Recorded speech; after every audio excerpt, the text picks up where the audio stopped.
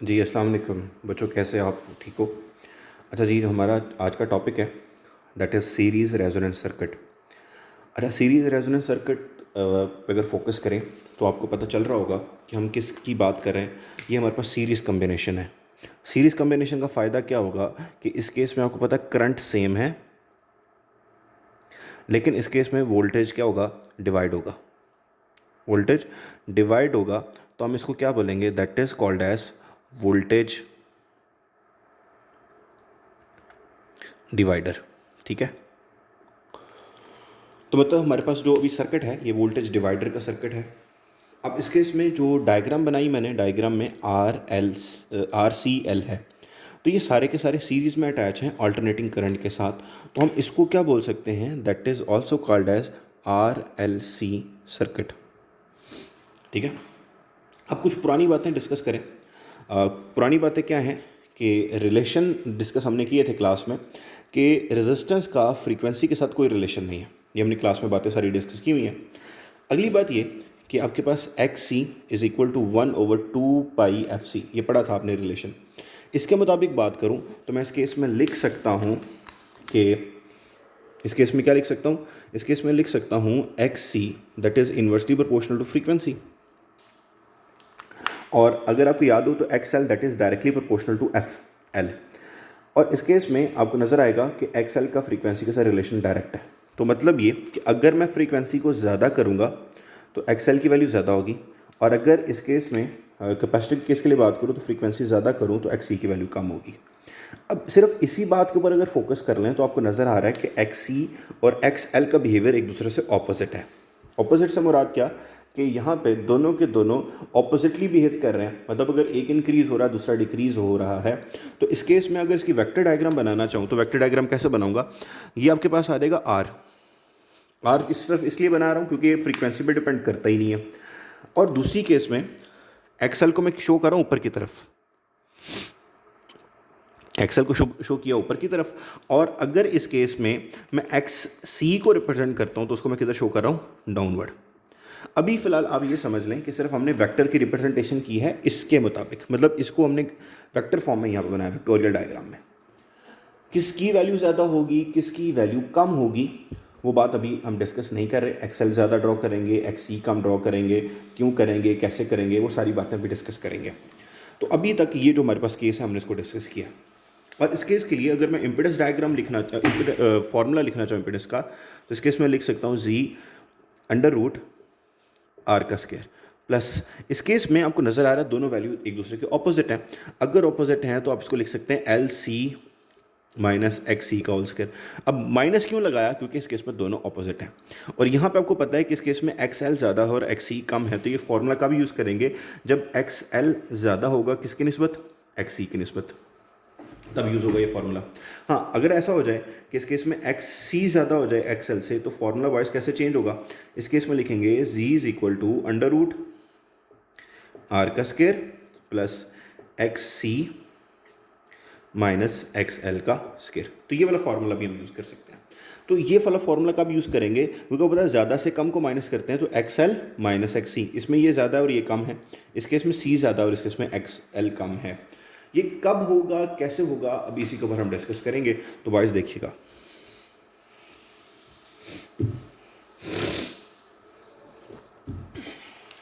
अब हम बात करेंगे, स्टार्ट हम करते हैं एट लो फ्रीक्वेंसी।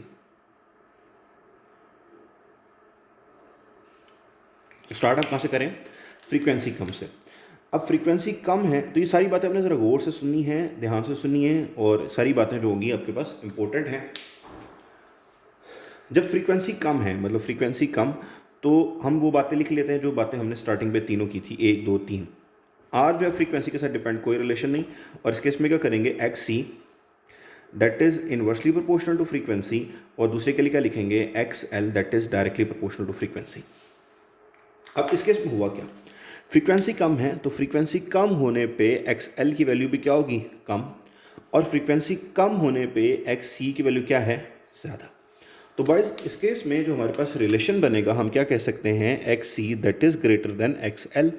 तो यहाँ पे आपको समझ ही आई कि इस केस में XC की वैल्यू क्या है, ज़्यादा, और XL की वैल्यू क्या है, कम। तो आपके पास सर्किट कौन सा था, आपके पास था RLC सर्किट। तो इसके अंदर हम क्या लिखेंगे, इन दिस केस या at low frequency RLC circuit behaves as RC circuit। कैसे बॉयज, आपको अभी बताया मैंने कि हुआ क्या था कि सर्किट हमारे पास था RLC सर्किट, लेकिन इस केस में XC की वैल्यू ज़्यादा है, XL की वैल्यू कम है, तो सर्किट क्या बिहेव करेगा एज RC सर्किट। तो इस केस में भी कितनी रेजिस्टेंस है, इसको ज़हन में रखना है कि लो फ्रीक्वेंसी पे दो रेजिस्टेंस हैं, एक R है दूसरी C है। ये बातें ज़हन में रखते जाइएगा, इन्हीं बातों को हम इंशाल्लाह आगे यूज़ भी करेंगे। अभी के लिए जब लो फ्रीक्वेंसी है तो लो फ्रीक्वेंसी पर समझ ही आया कि circuit will behave as RC circuit. Vector diagram बनाएं तो वेक्टर डायग्राम में ये R as it is independent, कोई फ़र्क नहीं आया। इस केस में किसकी वैल्यू ज़्यादा बॉयज़, इस केस में आपको पता चलेगा कि नीचे की तरफ अगर ड्रॉ करूँगा, नीचे की तरफ अगर XC ड्रॉ कर रहा हूँ तो XC की वैल्यू ज़्यादा होगी किसकी निस्बत, इस केस में XL की निस्बत। तो XL का जो वेक्टर ड्रॉ किया मैंने स्मॉल वेक्टर ड्रॉ किया, और XC का जो वेक्टर ड्रॉ किया मैंने लार्ज ड्रॉ किया। ये वाला केस बॉयज़ कौन सा था, ये वो केस था जिसमें हम लो फ्रीक्वेंसी के ऊपर बात कर रहे थे। अब जो हम डिस्कस करेंगे वो होगा at high frequency.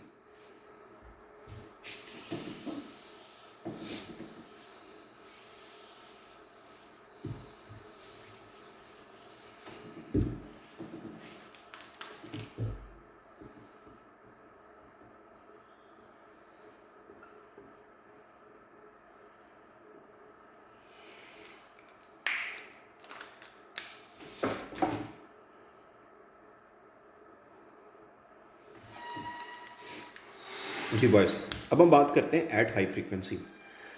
High frequency के लिए दोबारा बात रिपीट करते हैं। कैसे रिपीट करेंगे, देखिएगा इस केस में R, फिर वही बात XC is inversely proportional to frequency, और हम क्या बोलेंगे XL that is directly proportional to frequency. ठीक है, अब फ्रीक्वेंसी ज़्यादा हो गई है, अब फ्रीक्वेंसी ज़्यादा हो गई है तो XL की वैल्यू भी क्या होगी, ज़्यादा। अब कैपेसिटर के लिए बात करूँ तो फ्रीक्वेंसी ज़्यादा होने पे XC की वैल्यू क्या होगी, कम। तो आपको नज़र आ रहा है बिहेवियर ऑपोजिट है अभी भी। अब इस केस में किसकी वैल्यू ज़्यादा है, XL की वैल्यू ज़्यादा है, किसकी निस्बत, XC की निस्बत। तो भाई इसको अगर हम लिखना चाहें तो कैसे लिखेंगे, हम इस केस में लिखेंगे XC is less than XL। तो ये वो बात थी, पिछले केस में आपको नज़र आ रहा था इसके ऑपोजिट था। तो इस केस में हमारे पास कौन सी वैल्यू ज़्यादा है, XC की वैल्यू कम है और XL की वैल्यू ज़्यादा है। तो हम फिर दोबारा वही स्टेटमेंट लिखेंगे जो पहले लिख के आए थे। क्या लिखे थे, एट हाई फ्रीक्वेंसी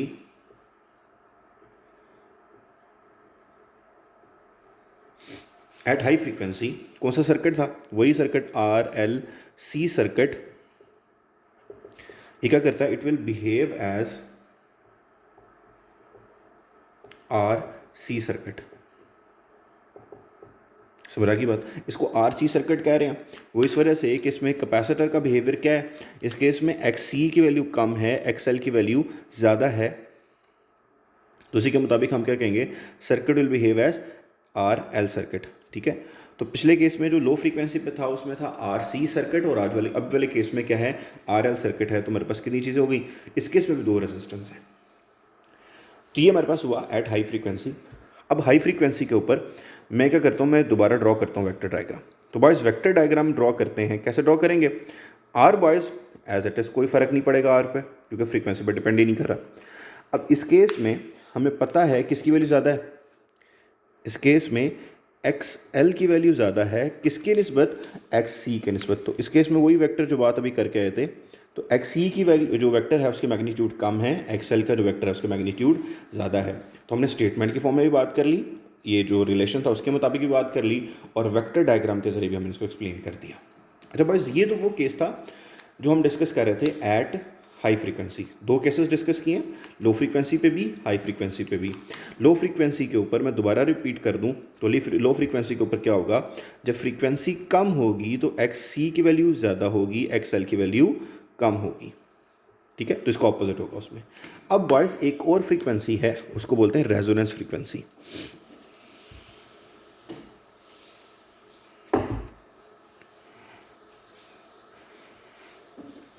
अच्छा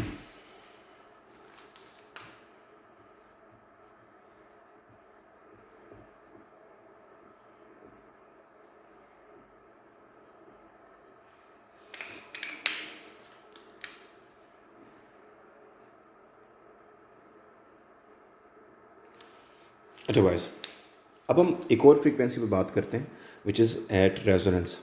रेजोनेंस फ्रीक्वेंसी क्या होती है? ये रेजोनेंस फ्रीक्वेंसी ऐसी फ्रीक्वेंसी होगी जिसमें एक्स सी और एक्स एल की वैल्यू क्या होगी? बराबर होगी। तो अगर इसको लिखना चाहें तो उसको कैसे लिखेंगे? ये वो फ्रीक्वेंसी होगी जिसके इसमें एक्स सी और एक्स एल क्या होंगे? बराबर होंगे। अब ज़रा इनके वेक्टर तो बना लें ज़रा। जब वेक्टर बनाएंगे तो इस केस में आर एज इट इज़ रहेगा। अगर आर एज इट इज़ है तो इस केस में जो वैल्यू है आपके पास एक्स एल की, वही वैल्यू बॉयज़ इस केस में किसकी है? एक्स सी की। अब दोनों इक्वल और ऑपोजिट हैं। जब इक्वल और ऑपोजिट होंगे तो आपको पता है इक्वल और ऑपोजिट का मतलब कि अगर एक 5 है दूसरा -5 है तो इफेक्ट कैंसिल आउट होगा। तो बॉयज़ इस केस में याद रखिएगा आपके पास ये दोनों एक दूसरे के इफेक्ट को कैंसिल आउट करेंगे और आपके पास बाकी क्या बचेगा? बाकी सिर्फ रेजिस्टेंस बचती है। तो हम क्या कहेंगे? At resonance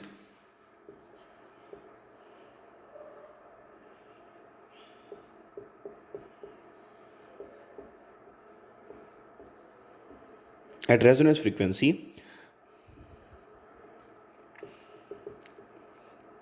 circuit will behave as resistive only. तो मतलब इस केस में आपके पास सिर्फ आर का बिहेवियर आएगा। अब जब आर का बिहेवियर आएगा तो इस केस में हम क्या कह सकते हैं?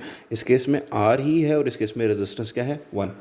लो फ्रीक्वेंसी पे भी 2 रेजिस्टेंस थी, हाई फ्रीक्वेंसी पे भी 2 रेजिस्टेंस थी। तो इस केस में आपके पास रेजिस्टेंस 1 है। और हमने एक बात पढ़ी हुई है कि जब रेजिस्टेंस कम होती है तो करंट का फ्लो ज़्यादा होता है। तो हम क्या कहेंगे? रेजोनेंस के केस के अंदर जो करंट फ्लो होगा वो क्या होगा? मैक्सिमम करंट फ्लो होगा।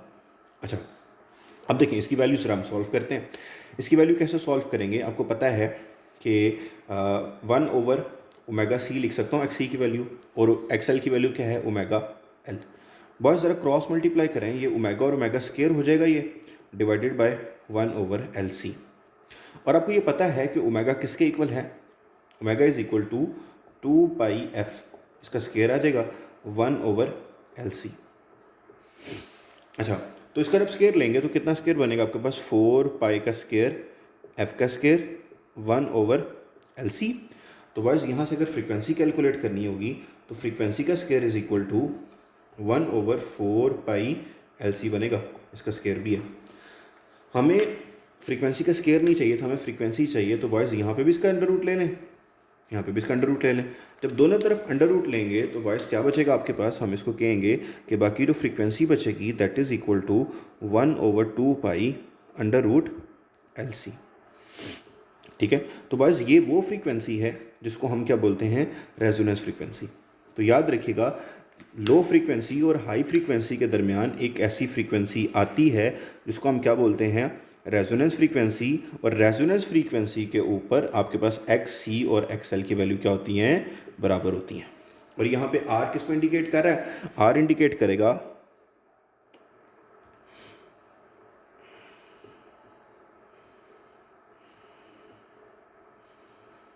ठीक है, रेजोनेंस फ्रीक्वेंसी को। अच्छा बॉयज़, इतने हिस्से में जो अभी टॉपिक डिस्कस किया हमने वो 3 फ्रीक्वेंसीज के ऊपर बात की थी। किस किस फ्रीक्वेंसी पे? लो फ्रीक्वेंसी, हाई फ्रीक्वेंसी और रेजोनेंस फ्रीक्वेंसी। मुझे उम्मीद है कि आपने साथ साथ लिखा है, तो इसको हम डिस्कस करते हैं। लो फ्रीक्वेंसी के ऊपर जब बात हुई थी तो फ्रीक्वेंसी कम होने पे जो सर्किट था वो था RC सर्किट। फ्रीक्वेंसी ज़्यादा होने पे सर्किट बिहेव कर रहा था RL सर्किट। और रेजोनेंस के ऊपर जो सर्किट बिहेव कर रहा है वो आपके पास R है। इसमें रेजिस्टेंस कितनी है? 2। इसमें भी रेजिस्टेंस 2 और रेजोनेंस पे भी रेजिस्टेंस क्या है? 1 है। तो अगर रेजिस्टेंस 1 है तो रेजिस्टेंस कम है इस पॉइंट पे, तो इस केस में करंट का फ्लो क्या होगा? मैक्सिमम होगा। तो ये बॉयज़ वो बातें थी जो हमें इसके लिए ज़रूरी थी। तो ये सारी बातें आपके जहन में होनी चाहिए।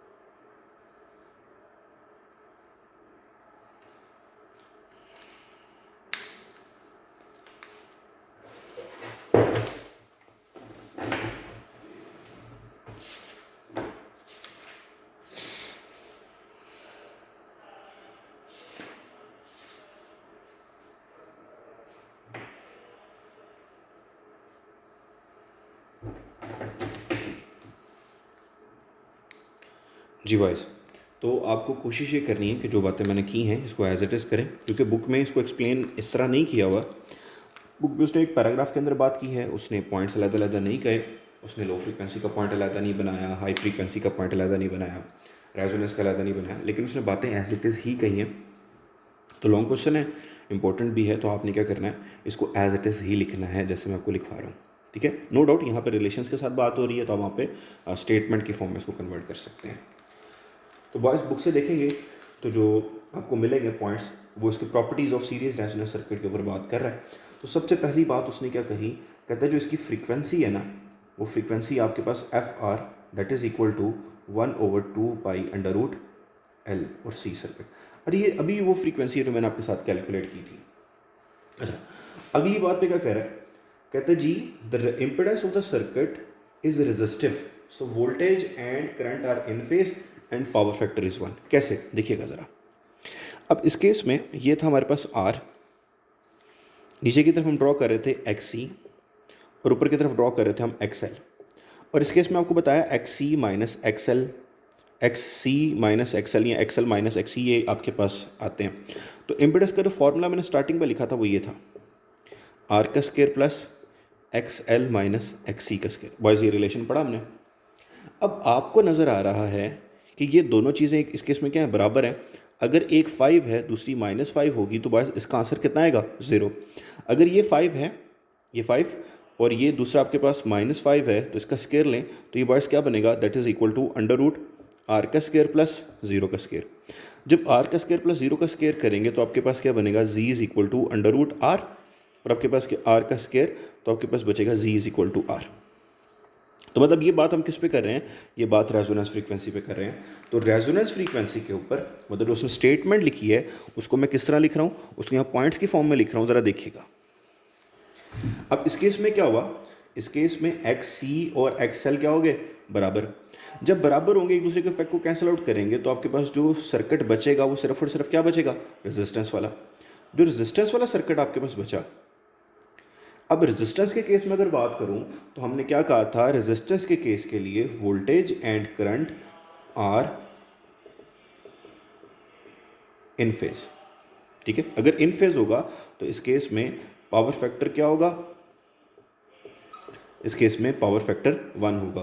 तो कब ये बातें हो रही हैं, ये बातें डिस्कस हम कर रहे हैं रेजोनेंस फ्रीक्वेंसी के ऊपर। तो रेजोनेंस फ्रीक्वेंसी के ऊपर फ्रीक्वेंसी ये है, XC और XL की वैल्यूज बराबर हैं, तो रेजिस्टेंस आपके इंपेडेंस किसके इक्वल होगी, रेजिस्टेंस के। और करंट और वोल्टेज क्या है, रेजिस्टेंस के केस के लिए इन फेज है, तो पावर फैक्टर क्या होगा, 1 होगा। तो मतलब ये कि जब हम रेजोनेंस फ्रीक्वेंसी के ऊपर बात कर रहे होंगे तो रेजोनेंस फ्रीक्वेंसी के ऊपर पावर फैक्टर किसके इक्वल है, 1 के इक्वल है। और इस केस में आपको पता ये चला कि जब फ्रीक्वेंसी जब कम थी तो आपके पास सर्किट था RC सर्किट, फ्रीक्वेंसी ज़्यादा करने पे सर्किट था RL सर्किट। और जब हमने फ्रीक्वेंसी रेजोनेंस की बात की थी उस केस में आपके पास सिर्फ और सिर्फ रेजिस्टेंस बची थी। तो पहले वाले केस में 2 रेजिस्टेंस, फिर आपके पास 2 रेजिस्टेंस, अब रेजिस्टेंस कितनी है, 1। तो बस किस में रेजिस्टेंस कम है, रेजोनेंस फ्रीक्वेंसी पे रेजिस्टेंस कम है, तो इस केस में करंट का फ्लो क्या होगा, ज़्यादा होगा। तो जब करंट का फ्लो ज़्यादा होगा तो भाई इसका ग्राफ बना के देख लेते हैं। अब जब इसका ग्राफ बनाएंगे ना तो ग्राफ कुछ इस तरह बनेगा,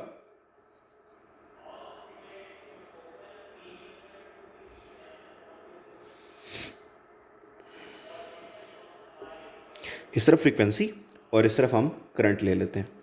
तो भाई होना यह है कि करंट ऐसे फ्लो करेगा और ये जो पीक वैल्यू आ रही है यहाँ पे, पीक वैल्यू किसको इंडिकेट कर रही है, ये पीक वैल्यू इंडिकेट कर रही है FR को।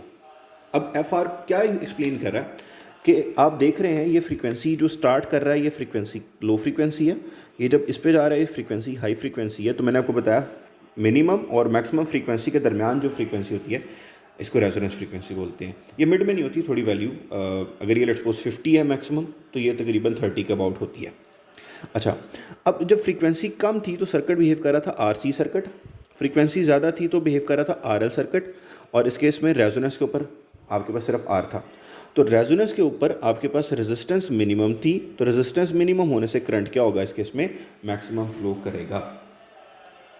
और लास्ट पे जो एक पॉइंट है इस केस में उसने क्या कहा, कहते हैं जी at resonance voltage drop across V L and voltage drop a capacitor is much larger than, मतलब ये दोनों वैल्यूज़ क्या होंगी, ये ज़्यादा होंगी किसकी निस्बत, अप्लाइड वोल्टेज की निस्बत। अब होना क्या है इसको समझ लें कि फॉर एग्जांपल हमने जो वोल्ट अप्लाई किए थे वो कितने वोल्ट थे, वो 10 वोल्ट थे। अब 10 वोल्ट में सबसे पहले क्या था, आरसी सर्किट है तो इसमें कैपेसिटर ने क्या करना है, इस केस में कैपेसिटर ने चार्ज हो जाना है। अब जब कैपेसिटर चार्ज होगा तो मतलब यहाँ पे स्टार्टिंग पे क्या हो रहा है, चार्ज। जब इसके ऊपर बात करेंगे रेजोनेंस पे, तो ये चार्जिंग वाला केस किस में चेंज होगा, ये डिस्चार्जिंग वाले केस में चेंज हो जाएगा। ठीक है, जब डिस्चार्जिंग वाला केस डिस्कस होगा तो इसका मतलब ये कि जितनी एनर्जी उसने स्टोर की है वो एनर्जी उसने क्या कर देनी है वापस। अब जो चार्जिंग के दौरान से एनर्जी स्टोर की थी वो लेट सपोज मैं कहता हूँ 10 जॉल थी, और जो हम भी अप्लाई कर रहे हैं एनर्जी वो भी कितनी है, मिसाल के तौर पे मैं कहता हूँ वो 10 जॉल है। तो जब रेजोनेंस फ्रीक्वेंसी होगी तो 10 + 10 कितना हो जाएगा बॉयज़, इस केस में 10 + 10 आपके पास 20 जॉल एनर्जी हो जाएगी। तो इसकी मिसाल आप यूँ समझ सकते हैं कि मिसाल के तौर पर एक बच्चे को पॉकेट मनी मिलती है, वो 100 रुपीज़ है, वो 100 रुपये खर्च करता है। लेकिन एक दिन ऐसा आया कि उसने वो जो पॉकेट मनी थी ना वो अपने दोस्त को लोन दे दिया। जब उसने उसको उधार दे दिए पैसे, जारी बात है वो खर्च तो नहीं करेगा ना उस दिन, तो मतलब उस दिन उसके पास कमी हो गई। अगले दिन ये हुआ उसको पॉकेट मनी फिर मिल गई, वो कितनी मिली, वो पॉकेट मनी उसको दोबारा 100 रुपीज़ मिली। अब जो दोस्त ने उसको दोस्त से पैसे लेने थे, उसने वो भी 100 रुपया था, तो दोस्त से जब उसने ले लिया तो उस दिन वो कितने पैसे खर्च करेगा, उस दिन वो 200 रुपये खर्च करेगा। तो बात समझ आ रही है आपको। अब हुआ ये कि उसने कोई एक्स्ट्रा एनर्जी नहीं ली बेसिकली। अब ये समझ लें कि कैपेसिटर ने एनर्जी स्टोर कर ली थी। अब हुआ ये कि ये एनर्जी कौन सी थी, ये कैपेसिटर ने वापस कर दी, और हम जो अप्लाई कर रहे थे वो कितनी थी, वो भी 10, वो 100। तो 100 + 100 कितनी हो जाएगी आपके पास, 200 जॉल एनर्जी या 200 वोल्ट्स पोटेंशियल आपको इस केस में मिलेगा। ठीक है, तो ऐसा नहीं है। थैंक यू बॉयज़, इसको देखिएगा। इसमें किसी भी किस्म का कोई भी क्वेश्चन अगर किसी बच्चे का है तो वो मुझे इनबॉक्स करे, ठीक है, मैं उसको जवाब दे दूंगा। Thank you so much boys.